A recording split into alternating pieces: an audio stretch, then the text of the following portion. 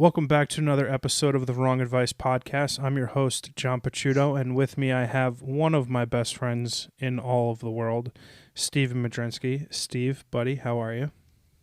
Oh, I'm just dandy there, John Picciuto. How are you? Good. I'm doing very well, thanks. I'm super excited to be doing this with you today, and I Yeah, thought we same, could same. kick off with you telling everybody a little bit about who you are and how our 20-year friendship has started Yeah, off. it's funny. I get first off before anything, and we'll probably touch a little bit about this, but I'm also in the podcasting business. Beer You Are podcast. Go check it out. No, I don't really ever know how to say who I am. It's like the weirdest thing. It's such an easy, simple question, and it's always challenging in the sense because to define yourself as a person, it's always interesting, right? Like Yeah, you and can look at yourself in narcissistic. a mirror. Totally, totally. But yeah, I'm just a average guy doing, full time 9 to 5 job. It's actually 6:30 to 4, but I work for a family business out in Easton, Pennsylvania. Um, I have a wonderful wife, a beautiful cat and dog, a new puppy actually to be exact, Yeah, pretty and pretty cute. expecting my first child. Yeah. So Woo. We're excited. crazy, Papa crazy Steve-O. man. Like life is moving at a tremendous rate. It's wild. I recently had a conversation with a friend of mine, and I was like, it's been both the slowest and fastest year, I think, of every human being's life, obviously with COVID and Oh, everything. no doubt, But being that no we've, doubt. like I said, I think we've been friends for 20 years. So being that we know each other that long, it's remarkable how much time flies. And it's amazing to have such a good friendship. I mean, like, not to blow, steam up your ass or anything, but you're somebody I can confide in, and I think we've had a multiple of conversations that go on to get advice, life advice, whatever it might be, and you've been able to put me at ease there, buddy. So Well, I appreciate that. much appreciation for that. We've had many of Yeah, a man. discussion over beers, which segues nicely into your podcast, which I will link up obviously in the show notes below. But Cool. your beer podcast, Beer You Are, that you co-host with Rick Mianulli, a good friend of ours, Yep. is one of the reasons why I started doing this in the first place. I just saw how much fun you guys were having with it, how easy it seemed for you guys to just jump all into something that you are so knowledgeable about, so passionate about, and it just really, really piqued my interest and really inspired me to kind of go down my own journey and start my own podcast. So thank you for that. Yeah. Hey, listen, this is like I said, I'm built for this, baby. Let's do it. I'm here to inspire and bring joy to the hearts of millions, Good. hopefully one day. I love that. While we're talking about drinking, it is almost 5 o'clock, so I will be obviously diving into an alcoholic beverage of my choice soon. We've got the NCAA tournament going on in the background. What are you drinking tonight? What beer is it? What are you like onto lately? And do we have to dive into my affinity and or love of Bud Light, or can we Here, save that? well, I'm gonna start off right off the bat. That whole conversation of Bud Light, you are not getting off easy with just myself or just Rick. So that will have to be when Rick and I are together, That's fair. on an episode with you. Okay, that's number one. Number two, I have not really been drinking as much. Um, there's been obviously some stuff that's been going on. I'm not going to get too much into Sure. it, Mm-hmm. just for personal reasons and Yeah. uh, whatever. I don't need to even divulge too much into it. But Yeah. No. Good. I've been working out a lot, so Well, right you look now good. it's about getting back into shape. Thank you very, very much. I really work hard. You actually, again, another inspiration amongst a couple of my friends have gotten the Peloton. Mm-hmm. So I hopped on the bandwagon. Natalie and I were just like, let's just pull the trigger on this. I think this is the way to do it. I ride the bike every other day. Last week I did it 5 days in a row. And I'm just trying to continue that trend. I got a newborn coming, so I want to be in the best possible shape. I would love to be drinking right now. it's good to just have one after a long week. Work's been kind of crazy, but my thing right now, and I think it's a trend that happens to just be, and it's come to like full circle each year, is somewhere between like December up until like March, I'm crushing heavy hitter beers. So we're talking like heavy stouts, dark ales, coffee flavor, robust. It like warms the soul when you're Nice. sitting out here in this cold weather. Today's actually beautiful. I'm outside right I now. would say it looks beautiful. Yeah. I mean, it's pretty Yeah, nice here. It's pretty nice. nice here too, but it looks a little bit warmer, oddly enough, out your way. The my back deck is like ridiculous with temperature. It's always like 10 degrees hotter. So Nice. Yeah, you I'll got take it got any some day. good sun there. I'm so glad you got the Peloton. I love mine. I know obviously it's like the sticker shock. It's $2,000. It's a lot of money. It's a big investment. Sure. I bought it without ever having done a spin class before. I don't know if you had done one prior. I mean, Yep. I was never a big gym guy. I was usually just like lift weights at home. So I bought it completely, never Same. having used one before. And it's great. It's super easy to use. Hashtag Peloton. You should be sponsoring this episode, even though you're not. Yeah, But it's great. definitely get on this. I mean, I love it. I mean, there's a million different instructors, a million different music playlists that you could pick from. It's just great. And considering I'd never done it before, I'm honestly a little bit surprised how much I love it. Yeah, it's the good thing about it is it's a good coach for a person that's not maybe too familiar with it. You do it at your own pace, and you challenge yourself each time. I've always been one to be able to watch progress.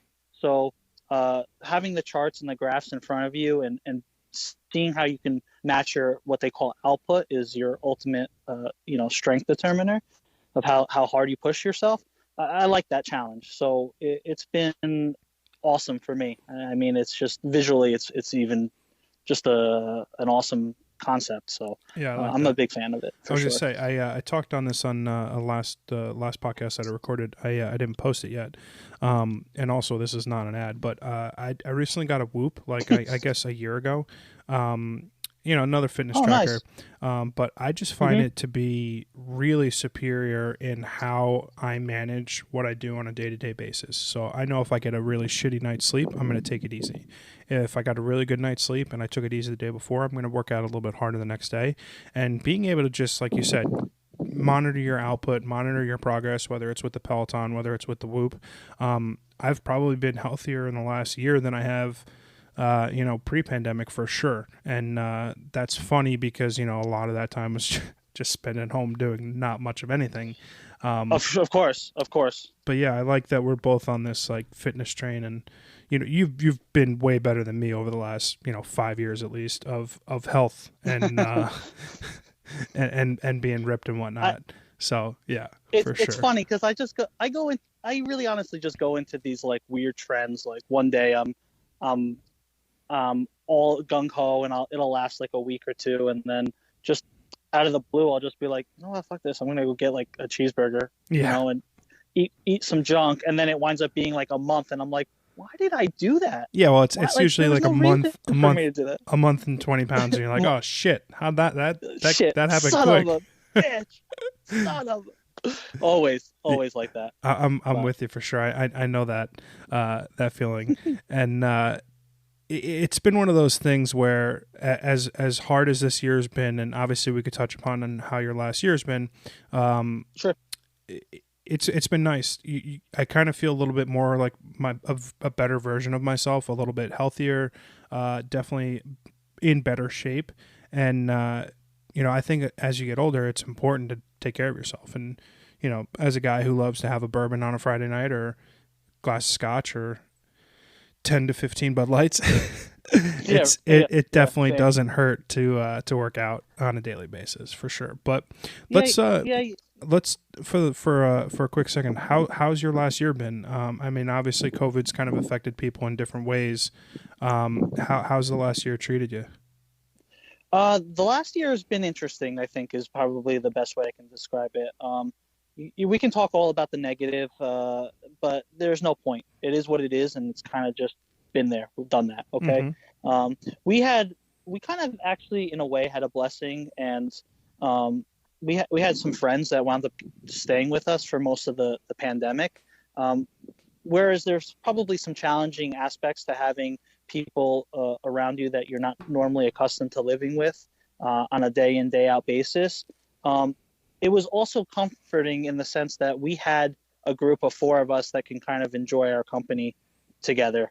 Whereas, like, I don't know, maybe some other couples or other families kind of were stuck at home, not able to go out, not able to do things with other people. And we constantly had a thing that was going on for our weekends. And now I'm not saying we were going out or anything. I'm just saying that we had good companionship throughout the whole thing. So in that aspect, it was great. Our friends eventually moved out in July, so we had them for about 5 months. Yeah, that's nice. And you know, it was great. I had a great time. You know, aside from that, it was a challenge at work, as many people could imagine, just dealing with shutdowns and just slow business. But you know, you have to find ways and means of staying open and continuing to drive business, and that's kind of what we did at our family business in Easton here. I touched up on it just briefly, and we do commercial-based cabinetry, so kind of finding new methods and new ways to keep the gravy train rolling. And obviously, Natalie and I were going through some stuff with, you know, pregnancy, and we've been trying with IVF, and it wound up being a miracle because now we are expecting.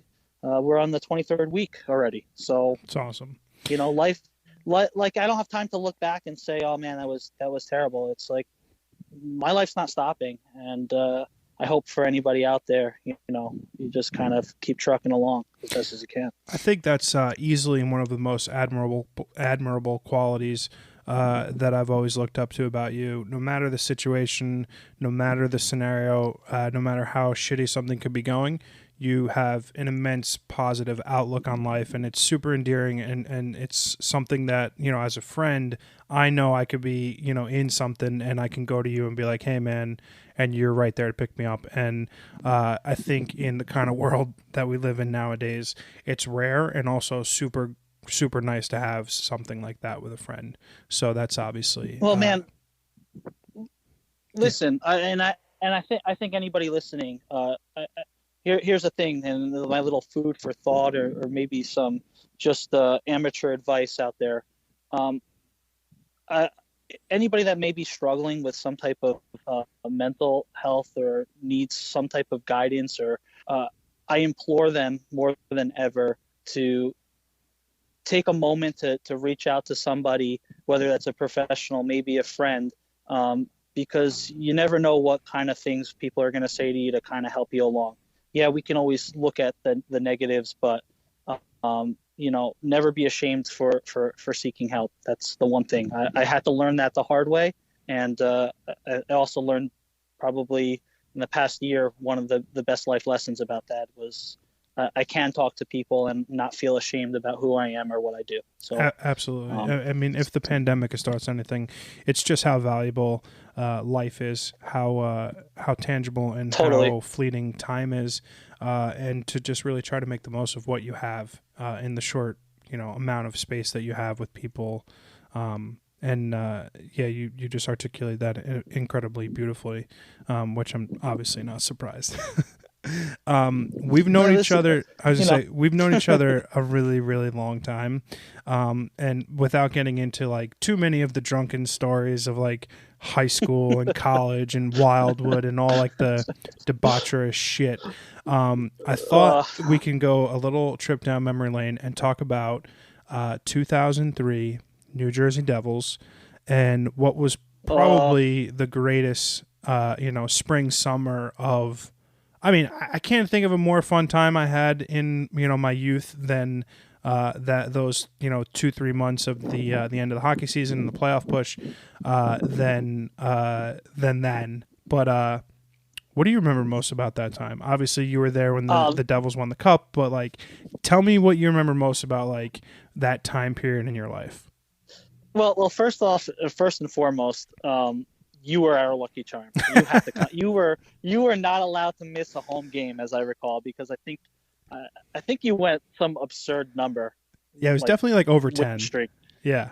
It was ridiculous. It was the most incredible thing, and I actually like. I think our family was very superstitious, so it was always about wearing like the same clothes, the outfits. I mean, I went all the way down to like the same underwear, washed, of course, but yeah, like it was a crazy time. That whole, looking back now more than ever, I've had this conversation a few times with my father, and you and some of our other friends, and I don't know what the words are to describe it, but it's super surreal. Like, yeah.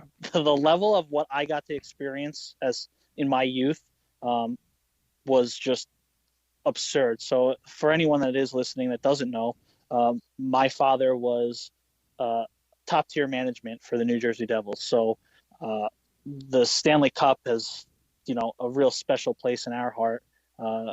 We've had it at my house in Fairfield when I was living there 3 times, each time the Devils won the cup. And my father's name is on the cup. So sick. It's crazy. But if we're talking about a particular time in 2003, about that whole Stanley Cup run, the one thing I remember more than ever was going to Anaheim. I mean, we were in the middle of finals, and I remember telling my teachers, I'm like, my dad's asking if I can go to this cup. And they're all like, why wouldn't you go? Like, you can make up the final. What are you worried about? Just go. Junior year, big deal. And I dipped out, and I went out to Anaheim. They lost, of course, both those games, and they were heartbreaking games, if anybody remembers. But, overtime, one of them for sure, right? Yeah. And Steve Thomas was the one that scored that goal. That was also the one where Marty like dropped his stick, and it was a 100-yard goal or something, 100-meter goal, like absurd. Yeah. I'm staring at the picture of you, me, Rick, and Steve Modrzynski on my wall right now, with us standing in front of the Stanley Cup. We were obviously friends since like 7th or 8th grade. So this was a couple years after that, but like I hadn't necessarily like met your parents or been to your house that much when we were little. It was more so like school friends and like, school activities and parties and stuff.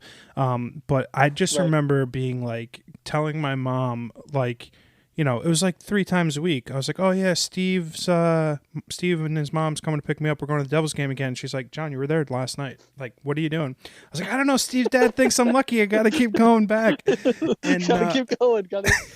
And it was great. I mean, like growing up in North Caldwell, that's awesome. Marty lived here, Ken Danico, Scott Stevens, a bunch of the players lived in the area.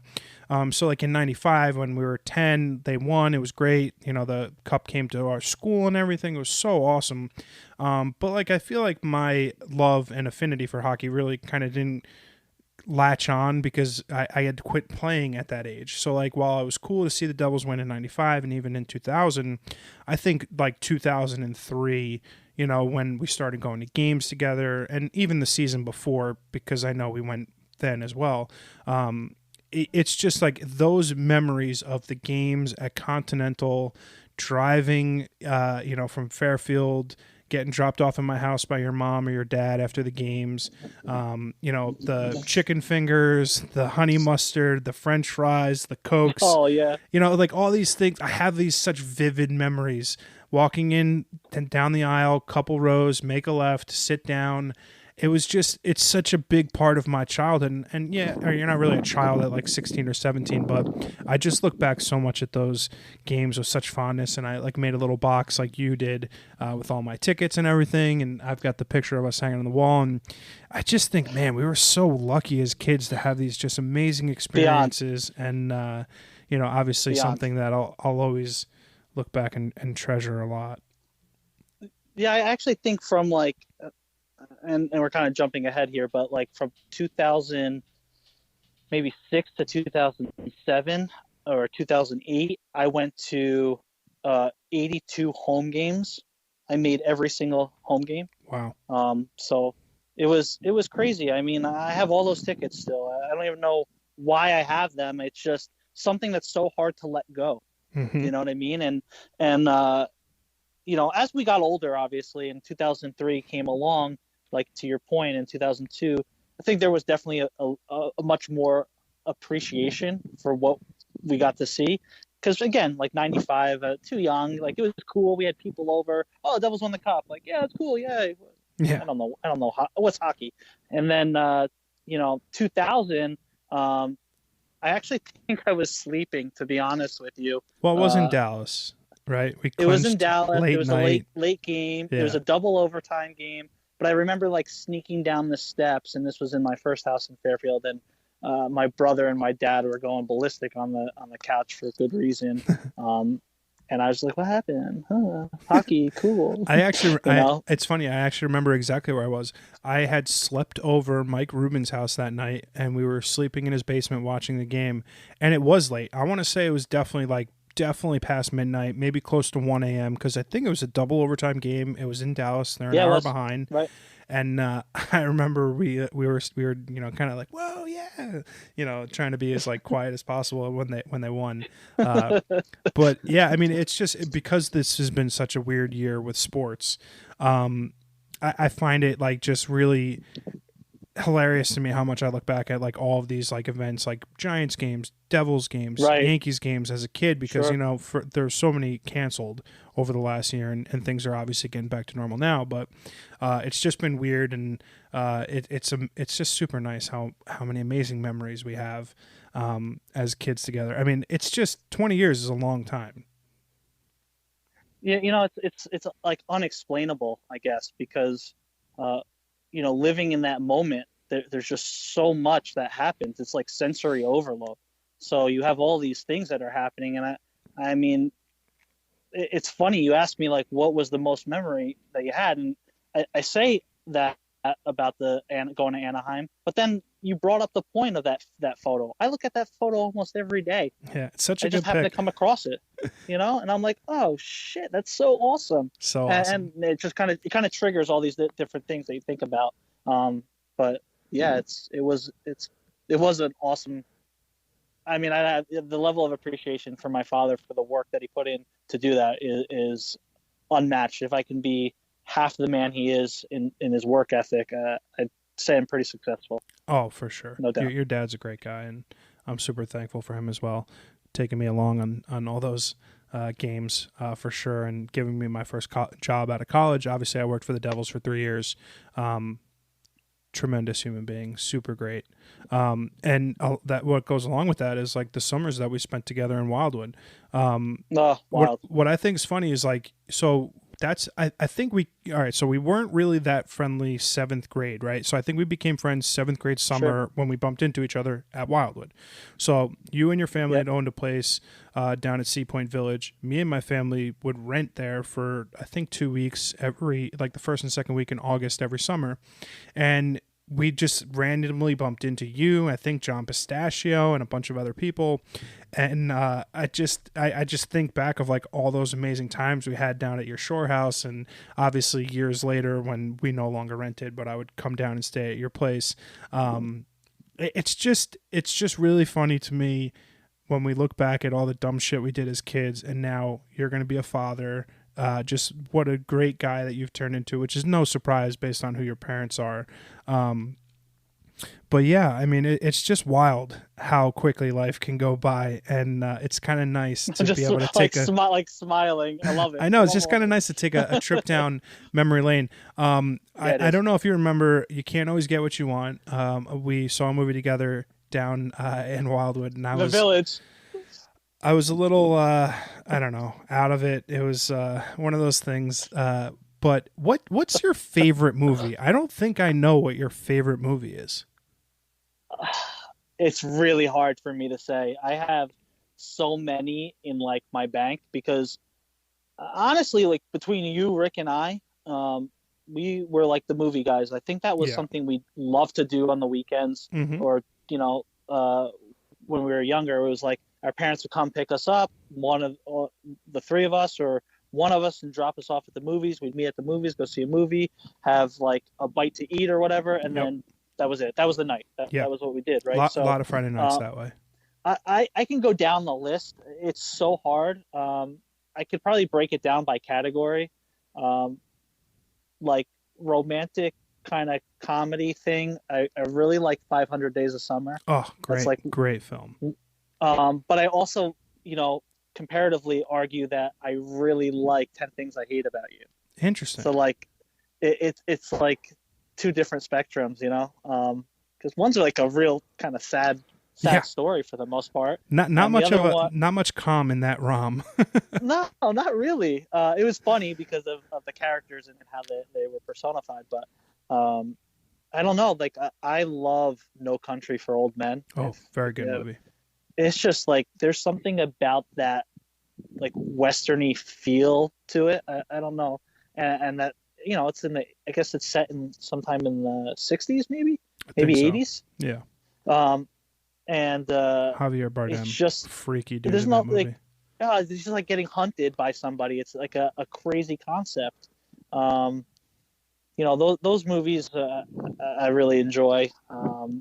But then I really like these like weird kind of thrillers. I mean, Inception and Great Prestige movie. were two movies that kind of just really made me think more about movies. Like you kind of go down this rabbit hole and you're like, oh my God, I can't believe this. I can't believe this. But I don't know. I don't know if there is a true favorite. I really have to think about that. I wish you gave me this question earlier so I can kind of be more prepared. I'm with you on that. I've purchased 192 different movies from Apple, which is just fucking disgusting. On, right? I think I've seen every movie on Earth twice. So yeah, like when someone asks me that question, like even when I'm dating someone, like, oh, what's your favorite movie? What's your favorite TV show? I don't know. I see everything. I'm completely with you. I love Inception. I love Prestige. 500 Days of Summer is one of my favorite movies. So I understand why that's such a difficult question to answer, but I'm completely. You picked some good ones. I mean, those are definitely some of my favorite movies. Yeah, I'm not really like the old movie buff. I'll watch them. Like Young Frankenstein and some of the other ones. Like I would never put on Casablanca. Like that's just not me. It's just not something I could sit through. Good, like Gone with the Wind. I'm not watching it. It's not going to happen. But there are so many times I go through movie quotes with Rick, and I laugh because we talked Ace Ventura. Any Jim Carrey movie, I'm pretty much quote for quote verbatim I can do. Yeah. And randomly I'll call Rick and I'll be like, chitty chitty bang bang, like, and he'll be like, he'll know exactly what I'm talking about, and then I'll go into another line and cannot finish. Well, like South Park, it's another one, it goes on, and you just have your own language, and our wives kind of look at us sometimes, and they're like, what are you guys even saying? And we're like, we're just reciting movie quotes in conversation. That's just how we're talking to each other right now. That's so funny. What are you turning 35 in April? You're turning 35 in April. Right. Yeah, I forget you're a few months behind me. What are you most proud of that you've accomplished in your 34.85 years? Wow. Great question. Most proud of, I think, and maybe it sounds a little narcissistic, but the ability to understand when I'm wrong. If that makes any sense. No, makes a lot of sense.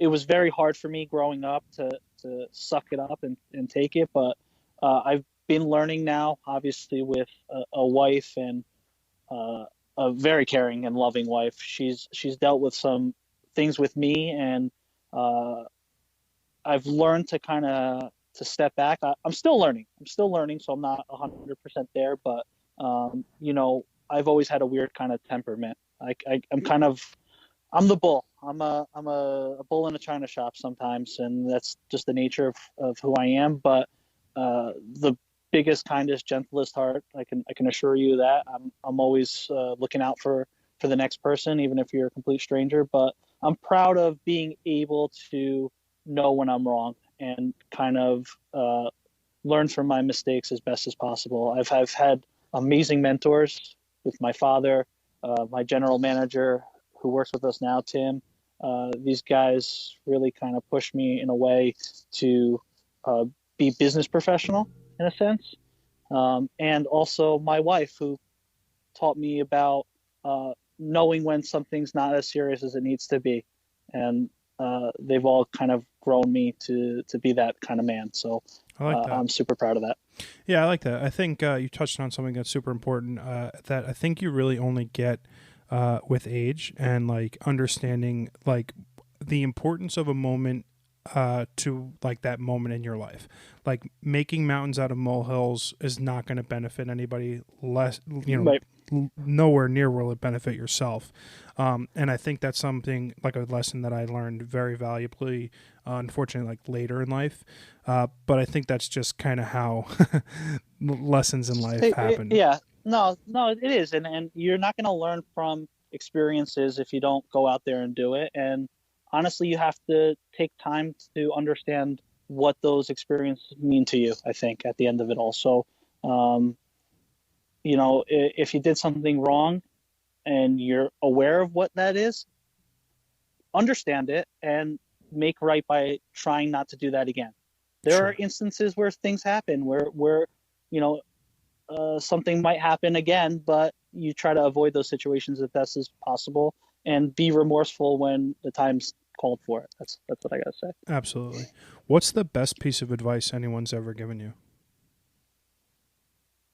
Um, to be yourself, and I think it really comes down from some therapy work that I've been going through. Mm-hmm. And again, that took me some time to learn that because it is always a challenge sometimes to find that inner Steve.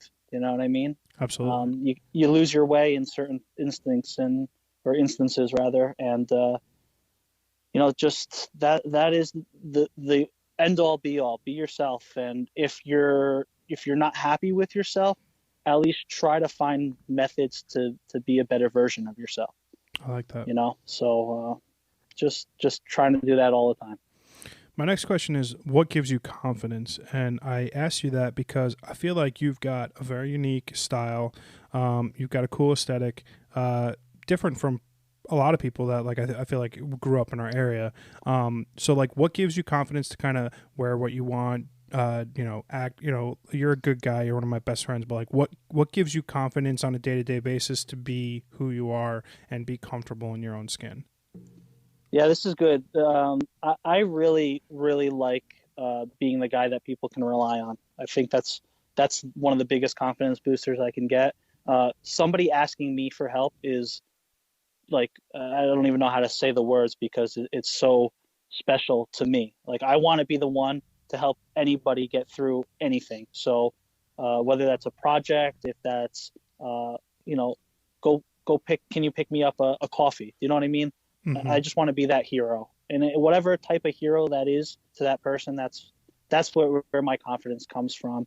Uh, Again, I think there's times where I'm not the best version of myself, and I'm still always learning. So, we can go in circles about that, but Like everything, for I sure, think that's and everybody. yeah. So obviously you're lucky in love. You've got an amazing wife, kid on the way. I have neither of those. What advice do you have for me to finding my person and ultimately, is it possible, Steve, that John Pachuto could find love? I honestly believe no, and I know you can kind of be silly about it, but I do believe that there is somebody for everybody, and actually probably multiple people in multiple ways. It's just about letting your heart open. What does it take for you to want that person? Mm-hmm. Um, you know, it, I probably was a very I know I was a very weird dude growing up, and that goes for all the way I don't through know about college. that. Well, I'm going to explain to you because I think I had a sense of what a relationship was. That I needed to always have a girlfriend, or I needed to be the man for them and what have you.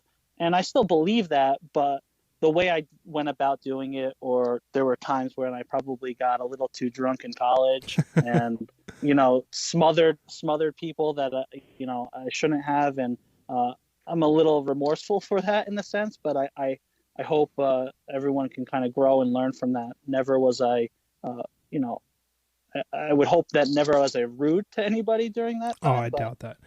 I think it's appropriate that one of your favorite movies is 500 Days of Summer, because I feel like you are extremely closely aligned to the Joseph Gordon-Levitt character. And I think, with the benefit of hindsight, that I'm literally just coming up with this as we're sitting here, that kind of fits. You've got super eclectic music taste, i.e. the Smiths. You yeah, definitely were in love with people that you probably shouldn't have been, like Summer. Yeah, it's. I think that's a pretty on the nose it is, comparison. and that's it. I didn't think we were going to get into this deep hole of me, but yes, I too I too believe that that movie has a special place in my heart for that, because again, it was about kind of actually taking the time to see, maybe not necessarily all the good things that I saw, but seeing the other spectrum of it, and it maybe wasn't always so great. And I'm not bashing anybody in that relationship or anyone about that. That's not what I'm saying. I'm just saying, for me at that time and for them at that time, it was not meant to be. Absolutely, I And think I'm, you know what? I'm happy. I'm fuck that if that was the case that led me to here today. Guess what? I won anyway, because like you said, my everything wife happens for a reason. is fucking amazing. I love my wife. I would move mountains as best as I can for her, and obviously for my family. So, more power to everybody. I think we touched on it before. You live and learn. Absolutely, That's all you can do. I think you couldn't have hit the nose on the head any more accurately. You're turning 35. You got a kid coming in 10 weeks. So where do you see yourself 5 years from today? 5 years today, the best podcast, right ahead of John Pachuto's. No, well, I think we have a lot of good things happening in our business, my family business. So I hope to be expanding that whole line of cabinetry that we're doing, and putting ourselves on the map somewhere in the hopefully metro area. Mm-hmm. I picture us having a true house. We're in a townhouse right now. I love this place. I love the community. It's great, but we're going to be ever expanding. So maybe, hopefully, another one will be on the way, or maybe we'll have two kids. Who knows? Sure. But I see myself with all my friends and family, and much needed times where we can all get together again and hang out, because obviously we need a little bit of normalcy back in our lives. Yeah. But Say that again. hopefully super successful at the end of it all, and I think that's up to me to decide that fate. So I like that. I like that. I like that a lot. Obviously, it's been a weird year. So free time has been the majority of time. Now, as things get back to normal, and you're back in the office, and things are kind of getting back to the normal 6 to 4, 9 to 5, etc. What do you try to do? I mean, obviously, your free time is going to look a lot different in 10 weeks from now. yeah. Besides Peloton and working out, what do you like to do in your free time? I mean, we touched on movies, we touched on working out. Are you a big reader? Do you consume a lot of podcasts? You know what? I'm neither of those things, believe it or not. I would love to be able to take some time to read some books. I have several baby books I have to get through. I have some motivational books I want to get through, and some personal relationship books I want to get through. There is a time and place for that, and I will dedicate my time this year to do that. That's one of my goals. But I actually don't listen to many podcasts because, and I think this goes tail and tail with reading, but my attention to my ADD almost kind of kicks in, and not that I'm actually diagnosed, so I don't mean offense by that in any way, but I have a tendency to not pay attention too much when I'm in something, when I'm reading or what have you. It's weird. I kind of become very forgetful. If I have to read a book, I'm reading the first chapter 8 times because I'm like, I don't even remember what I was just reading. But I actually play a little bit of PlayStation, not too much. But a lot of the time we're working on the podcast. So trying to always think of new ideas. Rick has been my rock on that. He's I had to take a mental break for a little bit extra period of time after January, where we were kind of in an accident. But other than that, just trying to work on that and make it hopefully something huge and big. And we're always coming up with ideas, and that gear is always constantly ticking. So new posts, new concepts, reaching out to people and connecting. I like to connect with people. That's something I like to do. I like that. Yeah, I just had a conversation with a friend of mine in Los Angeles, Ashley, earlier today, which that podcast should drop soon. But the thing that is both a big positive and a bit of a negative in my life, because she's like, oh, you do all this cool stuff, John. You're starting a podcast. You do photography. You used to write. The one thing that I wish I did more of when I was younger was more of that stuff. I felt very constrained by my environment, whether it was my job, whether it was my personal life. It felt like there was all this pressure to be better at my job, make more money, have a bigger house, drive a nicer car. And I never really took the time to address what kind of things do I want to do with my free time? A lot of that goes back to high school and college and degrees and stuff and things that we don't really need to touch on because I don't think it's really all that important. But the one thing that I've kind of learned for myself, at least, in how I allocate my free time is to just chase things down that I enjoy doing. And that's why the podcast is coming. And this is why we're having these conversations, because I don't think people have these conversations enough with their friends. Like, are you happy? Are you content? What's going on in your life? It's always like, hey, how are you? How was your day? And we're so guilty of being just so surface level with a lot of our relationships.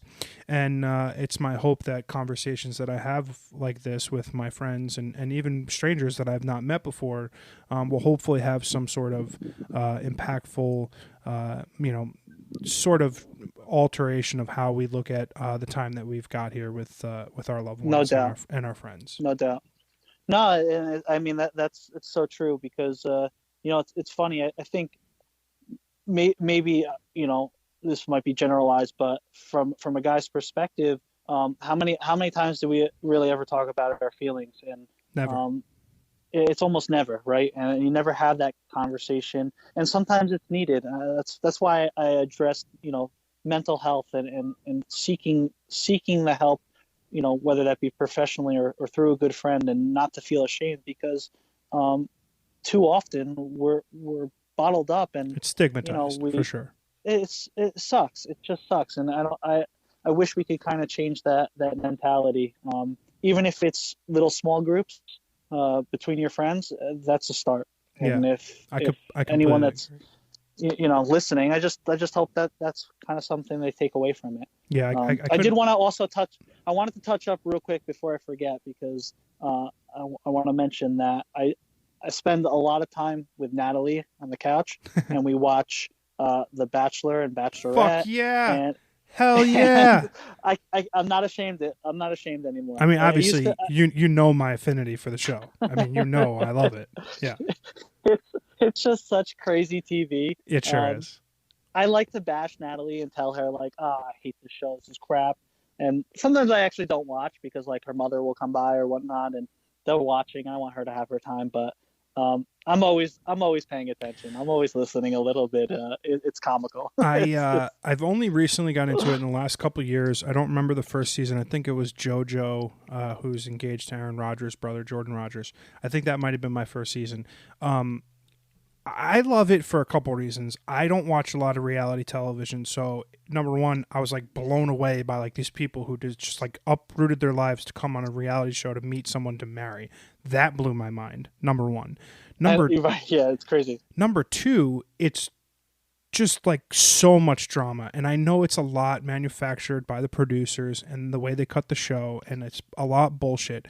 But this year especially touched on such a wide range of emotional, racial, sexual issues. It's just ran the gamut. And while some of the episodes were dumb and really useless in terms of like the greater good. I think a lot of the conversations that were had and revolved around the show, this specifically this past season, is very important, and it's I think started No, a bit of a dialogue no doubt. that will hopefully have lasting implications on not just the franchise but like in general, period. No, I mean you hit it. It's been wild, and without being too controversial, obviously, these are challenging times that we have to face certain questions and certain things, and that's the nature of the way the culture is now. So, you know, we need to learn to live and adapt, and hopefully make a better future for our kids and children. I can only pray. Absolutely. I couldn't possibly agree with you more. We've got about 15 minutes left in our episode, and I thought that we can wrap things up on the most existential type of conversation that you can have. And I just wanted to get your ideas and your feelings about death. What happens when we die, Steve? Woo! Woo! It's crazy. Maybe I'm a little crazy. I think about this sometimes, and actually often. I wonder. I always wonder. I'm a curious believer in. I wouldn't say I'm overly religious, because I'm not. I don't really do the church thing like I probably should be in my mind. There's certain values that the church did present for me and kind of made me grow into the man that I am today. I truly believe that. With the help of obviously my parents and their way they raised me. But it's always a challenging thought to think that there's nothing beyond this plane. And it would be real disappointing to believe that, because you almost don't want to live for anything. So, I feel that there's something out there. I don't know in what sense it might be. I don't know if I can actually paint a true picture on it, but there has to be. It's the same concept and with the universe. And I take it from that movie Contact with Jodie Foster. And if you ever saw it, you would know what I'm talking about, because there's a fine line of religion and science that plays a part in that movie. Mm-hmm. But it would be, like space, it would be an awful waste of space if there was nobody else out there. So I think at the same, token, if there was no afterlife in whatever regard that might be to your imagination, it would be such a waste of life that you live every day. So that's why I think, in my personal opinion, it's more important to be the best version of yourself. It kind of goes full circle in our whole conversation, because you don't know what's beyond that dark wall, mm-hmm. And I'm talking about when those eyes close. Yeah. So, I don't think I could possibly agree with you anymore. I think you just did a really good job reiterating a lot of the beliefs that I have about religion and spirituality and life and death. And I think it's highly unlikely that we just kind of, morphed from single-celled organisms into like monkeys, and now we're having a conversation over FaceTime. Seems sort of unlikely. Yeah, right. There's got to be some sort of call it divine or superior intelligence or what have you that has caused existence to occur. And I think as you get older, you start realizing like there's just less of a chance that this is all for nothing. It just seems completely implausible. Right, and listen, like the reality is, we're all single. These atoms that are combined, and we want to go real singular level. We're all connected in some way. Mm-hmm. I mean, I'm connected to the chair that I'm sitting in, to this microphone, through the frequencies going into your ears right now. We're all connected somehow, some way. So there's that whole thing that even if when we're gone, buried deep in the ground, we're still around somewhere. So I truly gotta believe there's something else out there. I completely, whatever it might be. I completely and not really agree with you. It's it's a really nice consolation as you get older that you start realizing that everything happens for a reason. And while some of those reasons might not give you great lessons, at the end of the day, as long as you come at most of what goes on in your life with positivity, I think ultimately positivity will rule out in the end for sure. Well, totally, and kind of to touch up on this whole thing and kind of segue a little bit, but I'll never forget. I heard a story once about astronauts being in space during 9/11, and they were measuring some type of energy off the Earth. And somebody can fact check me. Again, this might be hearsay. I don't know what it is, but this is just something I know and I want to share. That there were such huge spikes of whatever they were measuring from high to low when the planes hit the towers and it was broadcasted across the Earth, that it just showed that there was some type of connection from one part of the Earth to the other part of the Earth. That's in crazy. Some way. So I wish I could find that article, or wish I can find where I heard this from, the source itself. But I will never forget that moment, and that kind of actually made me think a little bit more about this whole eternal plane and this universe. It's amazing. It's fascinating. I love that kind of stuff. So yeah, that's awesome. We definitely have to find that article and read a little bit more about it, because that seems crazy and really interesting to me. So we've hit our mark, and obviously the benefit of these conversations that I've been having is just remarkably how quickly they go by. I mean, we hit it in an hour without like even having to, break a sweat. I like to finish off all of my episodes with a recommendation. Could be a toothbrush, could be a book, a movie, a TV show, a drink. It could be literally anything. So what's something that you recommend to the folks listening today?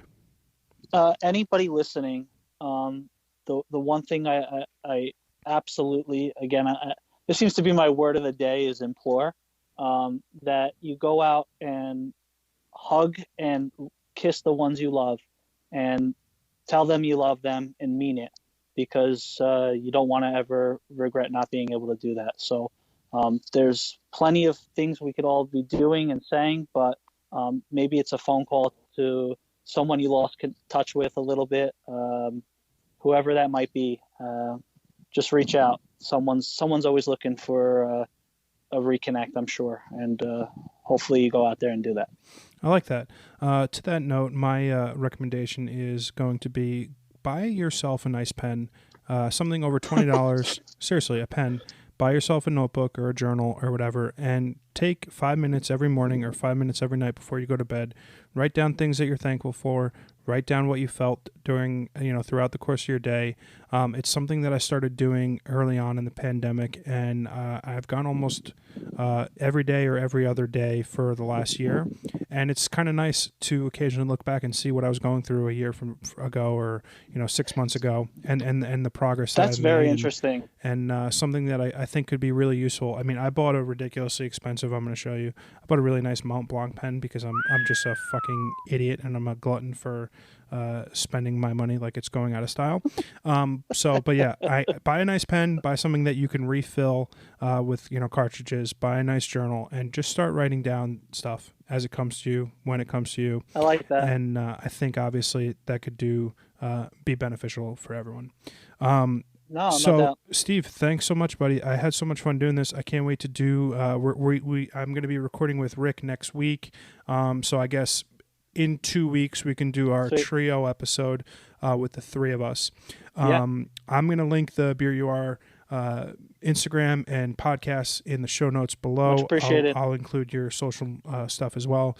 Buddy, it was so good to see you. So good to talk to you. Can't wait to hug you again, man, in real life, and can't wait to do this again. Yeah, amen.